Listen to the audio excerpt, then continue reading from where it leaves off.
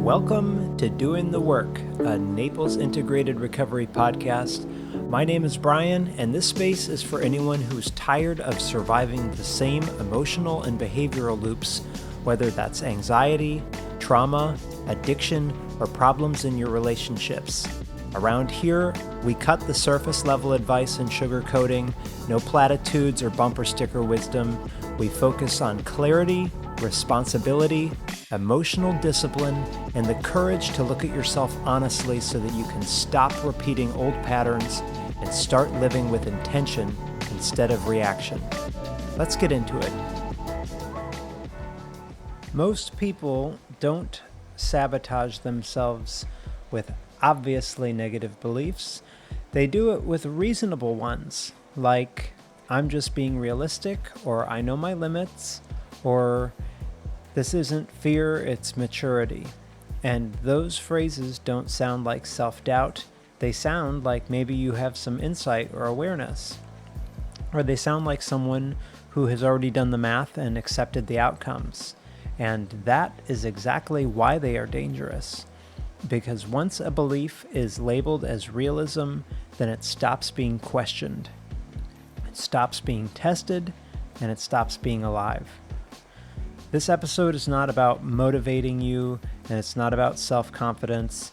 It's not positive thinking or manifest your way into healing. It's about how your identity quietly locks in and how the brain prioritizes consistency over accuracy, how fear shows up as prudence, and how people can shrink their lives without even consciously deciding to do it. So if you have felt stuck while also feeling like you are clear about why you're stuck, this episode is for you.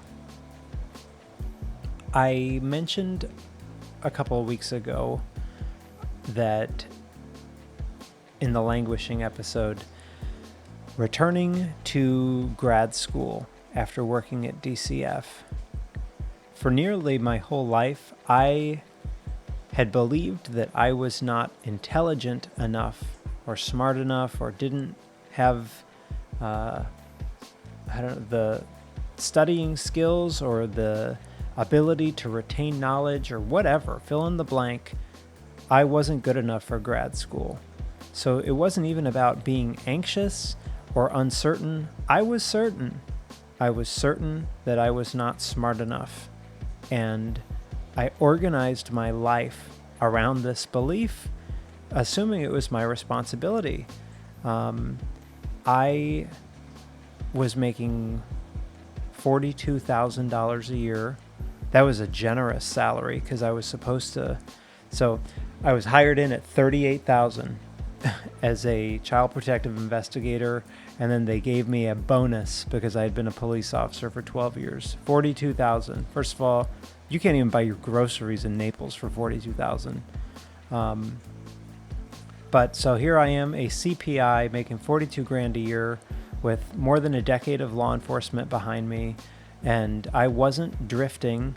I've never been lazy. I'm a very hard worker. I wasn't lost. I felt stable.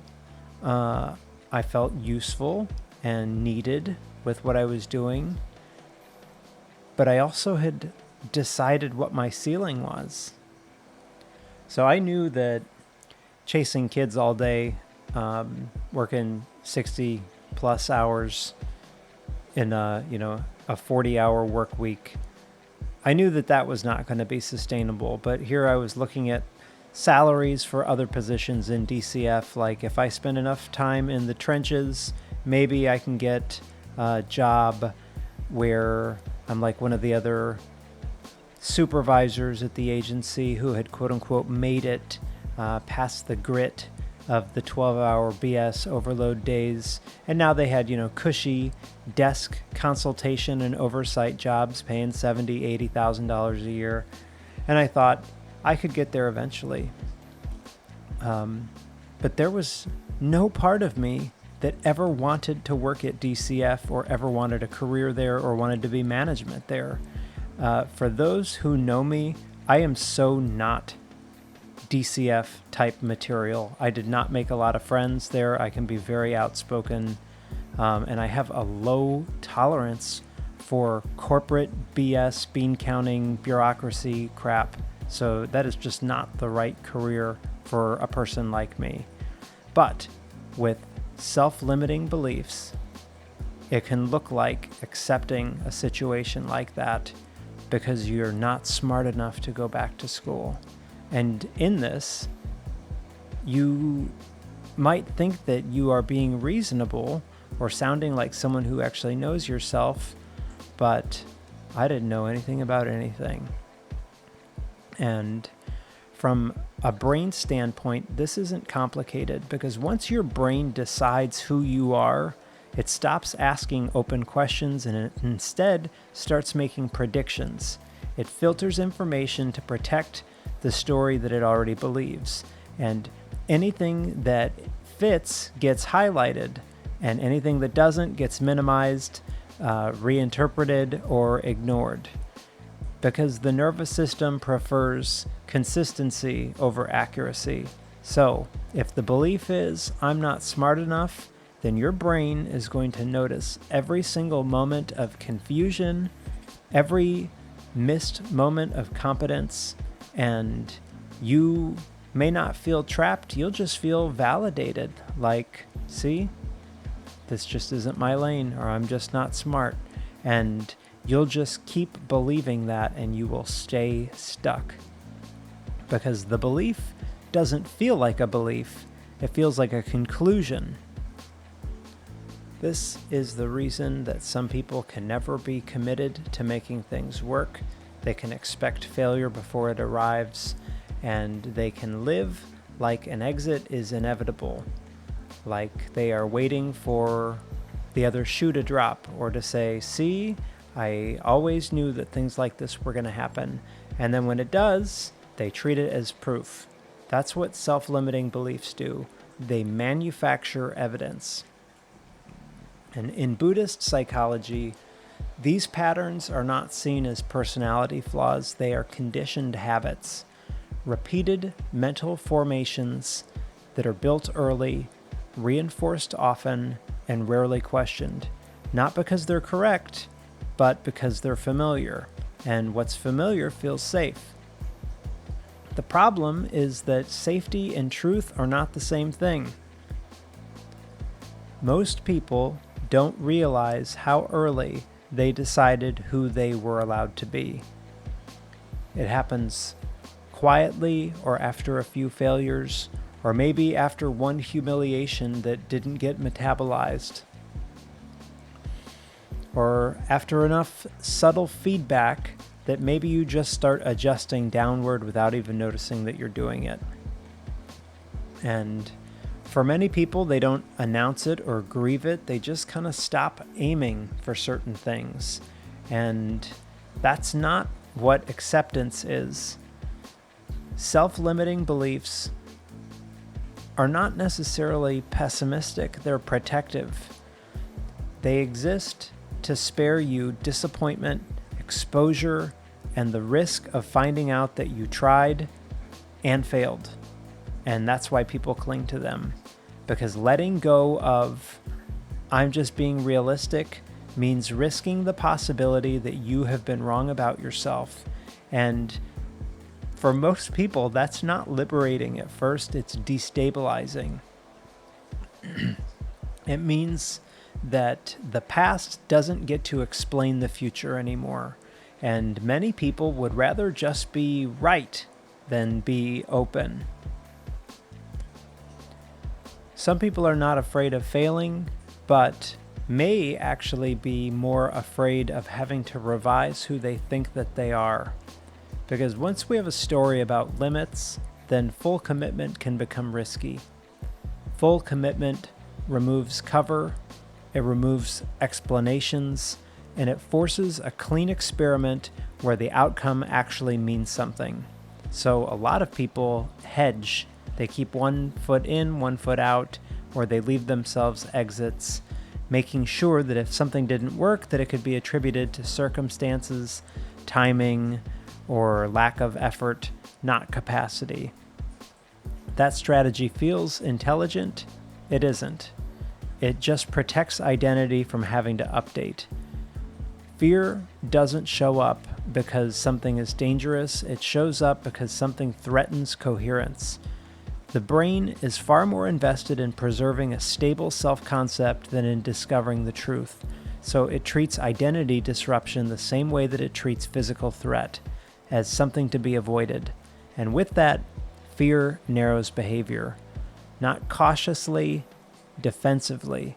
So people stop exploring, they stop testing their assumptions, they stop gathering information that might contradict the story that they already believe, and then they don't move forward ever. They just kind of languish or hover. And this is where people can become confused because they think that fear is discernment. They treat hesitation like wisdom or tell themselves that they are being careful or responsible, but it's not. They are protecting their own continuity. Fear doesn't point towards safety. It points towards what matters enough to destabilize you. If nothing meaningful is at stake, then fear doesn't show up at all. Many people misread that threat and they retreat. They stay inside familiar patterns that no longer work, and they call it stability, but stability is not neutral. It extracts a cost over time, usually in range, opportunity, or at worst, to your self-respect. And this isn't clinging to outcomes, it's clinging to identity, to a version of you that once made sense, or to a role that once protected you. Ego would rather stay constrained than uncertain. It will defend sameness, even if sameness is what is suffocating you. And that is why excuses can sound so convincing, like I'm just not wired that way, or I don't know how. Those aren't observations, those are defenses. Psychologically, this is cognitive fusion, a thought merging with identity until it becomes unquestionable. And you don't experience it as a belief, you experience it as a fact. And because it's unconscious, you call the result fate. This is why insight alone often does not change behavior, because you can understand all of your patterns and still repeat them. The brain doesn't update your identity just because you have gained clarity. It updates identity when behavior changes and the predicted collapse doesn't happen. That requires exposure, which is exactly what fear is trying to prevent. Half commitment keeps belief intact. You never have to disprove it because you never fully test it, and then you wonder why nothing shifts. Fear doesn't mean stop. It means that there is a cost to becoming someone else. And many people decide, quietly, passively, or without naming it, that the cost is too high. When I started this podcast, I wasn't ready for anything. I didn't feel confident or feel good or have an expensive microphone or anything like that. I recorded the first episodes on a cheap Jabra Amazon headset that was like $40, like a telemarketer, and I just put it out there anyway. And I am keeping the oldest, crappiest ones. A lot of people have given me really nice constructive feedback about the mix and all of that stuff, and it is all good feedback. It was bad, but I left it on there because it was all about just get something in motion, just do the thing. And this podcast wasn't about proving anything. It was about establishing a new behavior. That's the shift that a lot of people never make. Identity doesn't change because you behave differently. It changes because you act differently long enough for the brain to then make the updates. Your brain isn't waiting for confidence. Confidence is the byproduct of repeated survival. If you do something uncomfortable, you don't die, and then the nervous system recalibrates. That's how plasticity works, not through inspiration, but through repetition. Readiness is a myth that people use when they don't want to admit that they are avoiding the cost. Athletes don't train to become athletes. They train because they have decided who they are. Writers write because that's what writers do, even if it's boring or unglamorous and not rewarding.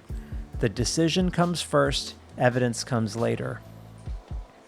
This is destabilizing for the ego because it removes the safety of certainty. You don't get to feel aligned before you move. You move, and then you deal with the discomfort. And Buddhism doesn't offer comfort here. It offers reality, that there is no fixed self waiting to be discovered. What you call me is a pattern of behavior that is reinforced over time. And patterns can be changed, but not without friction.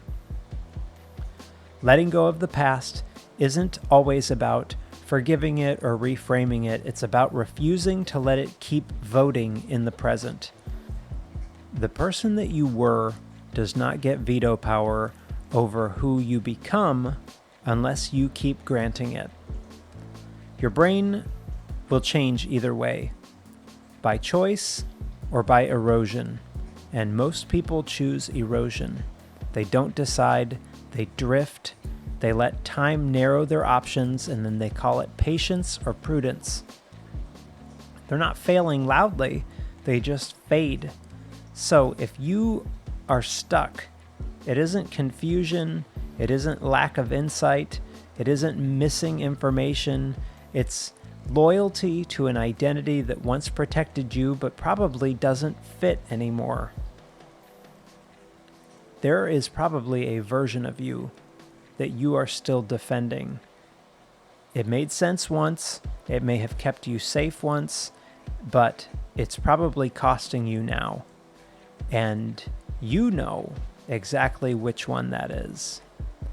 So if you are listening to this and nodding to any of it like it makes sense, then nothing changes. Insight is cheap. Agreement is irrelevant.